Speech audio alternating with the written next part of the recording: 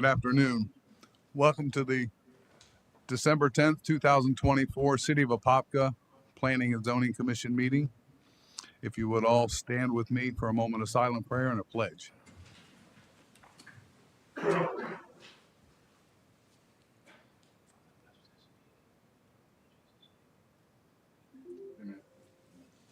I pledge allegiance to the flag of the United States of America and to the republic for which it stands, one nation, under God, indivisible, with liberty and justice for all.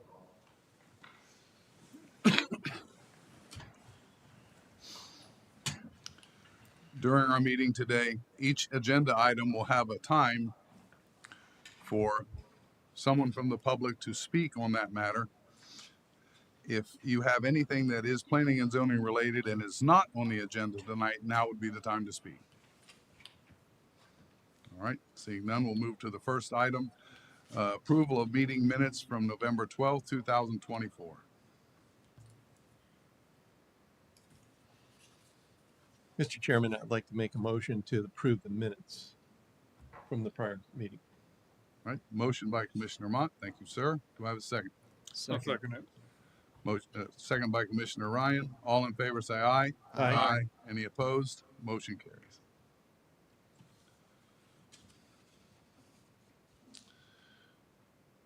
All right. Public hearing, special exemption, Advent Health Fudge Road Complex. As this is quasi Mr. Chairman, judicial, I would have to ask if any members of the Mr. board Chairman. had any ex parte communication on this matter. Mr. Chairman, you skipped the public comment. I did that. section. Oh, you already did. Okay, my apologies. Okay. Try and stay up on it. Hearing the sound of my own voice. That's it. No one has had any ex parte communication on this matter? Yes. Very well. Owners, Advent Health Systems, Sunbelt Inc. Applicants, John Townsend. Location, 4051 Fudge Road. Mr. Song. Good evening. This is Junson, planner at the Community Development Department. The applicant has requested a special exception permit for food processing and beverage bottling for Advent Health Fudge Road Complex. The property is located at 4051 Fudge Road. The property is zoned light industrial and has a future land use of industrial per Land Development Code Article 4, Section 4.2.2, Principal Use Table, food processing and beverage. Food processing and beverage bottling is permitted use in light industrial zoning district with a special exception permit. DRC has recommended approval, and the recommended motion is to approve a special exception permit to allow food processing or beverage bottling at the property located at 4051 Fudge Road. Staff are available for any questions. Thank you, sir. Anyone have questions of staff? I've got a question, Mr. Chairman. All right, Commissioner Mott. Is the intended exit at Hermit Smith Road or? Very good. Thank you. Anyone else questions of staff? Very well. Is the applicant available for questions? Yes. Okay. Anyone have questions of the applicant? Oh, very well. Does anyone from the public here wish to speak on this matter? Seeing none, we'll bring it back to the board for a motion. Mr. Chairman, I would create the motion. Okay. I would like to create a motion to approve a special exception permit to allow food processing or beverage bottling at a property located at 4051 Fudge Road in the IL Light Industrial Zoning District, subject to the exhibits and findings of the staff report. Very well. Motion by Commissioner Dumey. Thank you, sir. Do I have a second? I'll second. Second by Commissioner Mott. All in favor, say aye. Aye. Any opposed? Motion carries.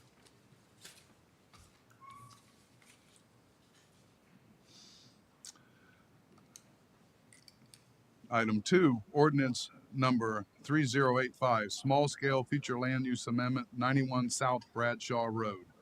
Owners, Anderson Apopka LLC, applicant Stephen Anderson, location 91 South Bradshaw Road. Mr. Hamza. Good evening, everyone. My name is Amir Hamza. I'm a planner. The applicant has submitted a small-scale future land use amendment to change its future land use from commercial to industrial for a property that is located on 991 South Bradshaw Road, which is just south of US 441 and north of Marshall Lake Road. These are the vicinity and aerial maps of the 91 South Bradshaw Road site. The total site area is 2.28 acres and has a street frontage of 398.88 feet on the South Bradshaw Road frontage. The applicant is requesting the future land use so that the property could be compatible with its existing zoning of the property, which is a I-L light industrial district. The property currently has an existing building that was developed in 2019. It is currently being used by multiple tenants for small warehouse office uses, which is permitted under the I-L light industrial district zoning. As mentioned before and shown on these maps, the future land use is currently commercial and is proposed to change to industrial. Zoning is I-L light industrial district. The Development Review Committee has recommended approval. The recommended motion is to recommend approval of the future land use amendment, subject to the findings and facts presented in the staff report and exhibits. Very well. Thank you, Mr. Thompson. Does anyone have questions of staff? Anyone have questions of the applicant? All right. Is there anyone here from the public that would wish to speak on this matter? Seeing none, we'll bring it back to the board for a motion. Mr. Chairman, I'm on. Mr. Chairman, I'd like to make a motion to find the proposed change in future land use designation from commercial to industrial compatible with the character of the surrounding areas, recommending approval of the future land use amendment, subject to the findings and facts presented in the staff report and exhibits. Motion by Commissioner Washington. Thank you, sir. Do I have a second? Second. Second by Commissioner Ryan. All in favor say aye. Aye. Any opposed? Motion carries. All right, site plans.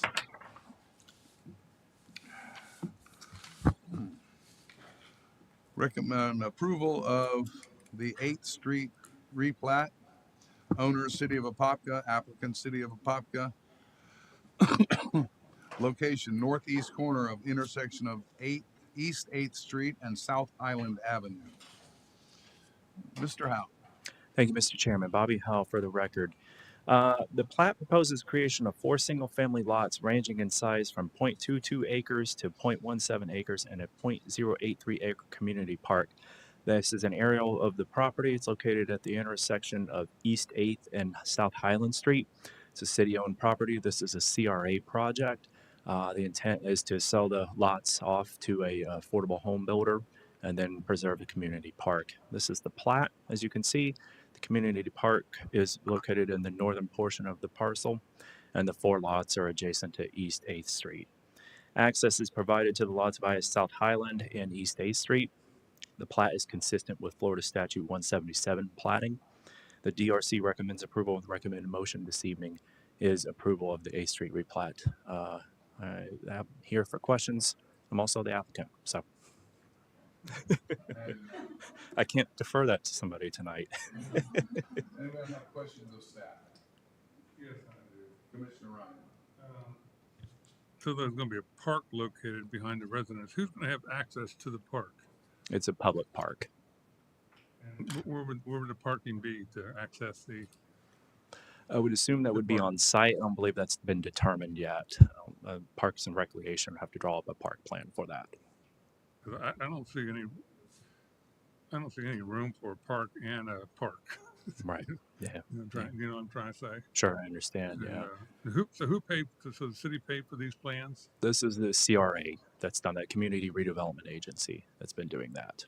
And then is the land going to be up for auction, or is it going to be appraised? How's that work? Yeah, so the land would have to be surplused, deemed to be surplus property by the CRA and then the city council, and then it would be sold as surplus property. It's my understanding how that would work.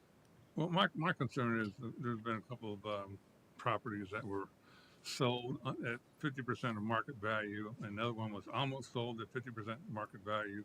How do we prevent this? How do we get market value out of this, out of our tax money property? You follow me? Sure, I understand that. I don't think that's a question I'm prepared to answer. This is just in regards to the plat tonight, so we can only focus on what's relevant to the plat this evening. But as far as market value, I mean, appraisals are done on properties when they're sold, so that would be how that would be done based on an appraisal. The city has appraisals of properties done, and then when they're sold off, they would use the appraised value to help base the sale price off of it. It's- Yeah, but the problem we had before with they only got one appraisal, and a piece of property appraised for $2.5 million, and then someone came in and offered $5 and $6 million for that same parcel mhm. because it was going to be sold for $2.5 million to somebody else. But that sale fell through, thank God.